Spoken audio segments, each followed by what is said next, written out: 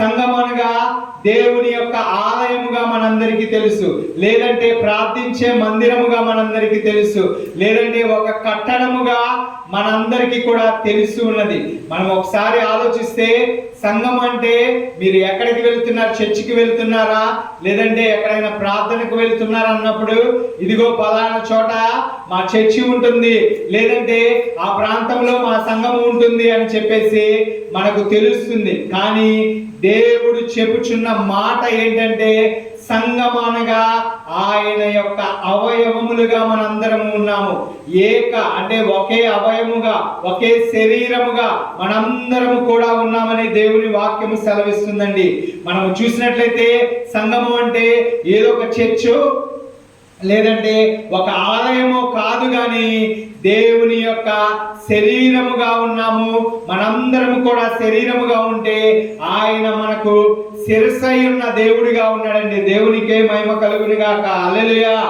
సంఘము మనందరికీ కూడా ఎలాగుంటుందంటే, సంఘము అనగా మనము చూసినట్లయితే క్రొత్త నిబంధనలో అనేక విధములుగా గ్రీకు భాషలో చెప్పబడుచున్నది.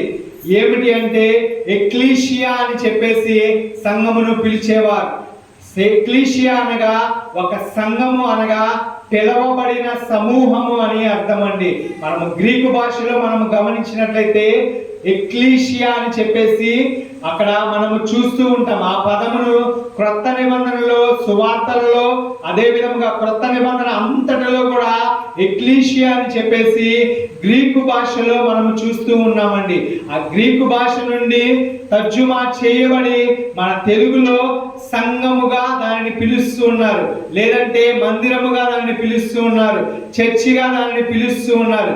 కానీ నిజమైన అర్థము, నిజమైన తర్జుమా ఏంటంటే ఎక్లీషియా అనే మాటకు అర్థము ఒక సమూహము, అంటే ఒక గుంపు, లేదంటే ఒక పిలవబడిన సమూహము, లేదంటే రక్షణ పొందిన బిడ్డలు కానీ, లేదంటే దేవుని యొక్క బిడ్డలుగా ఉన్న ప్రతి ఒక్కరు పిలవబడిన బిడ్డలను ఎక్లీషియా అని చెప్పేసి అంటారనేది దేవుని యొక్క వాక్యము సెలవిస్తుంది. ఇది గ్రీకు భాషలో ఎక్లీషియా అని పిలుస్తారు.